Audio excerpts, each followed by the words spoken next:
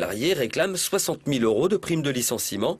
Ils refusent par ailleurs le reclassement dans les autres sites du groupe Otajon, comme à Lorient ou Rouen.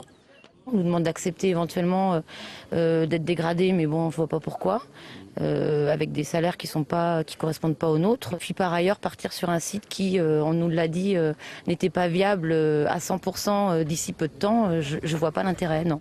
Les négociations durent depuis 1h30 quand un huissier mandaté par la direction approche et commence à faire l'appel des présents. Colère à peine contenue des salariés.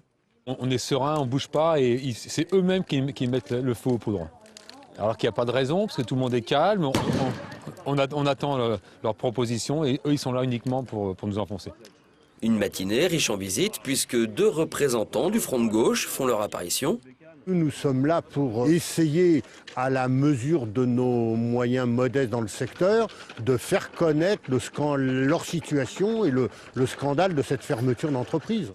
Un peu plus tard, le candidat Europe Écologie Les Verts PS aux législatives dans la circonscription vient soutenir lui aussi les salariés.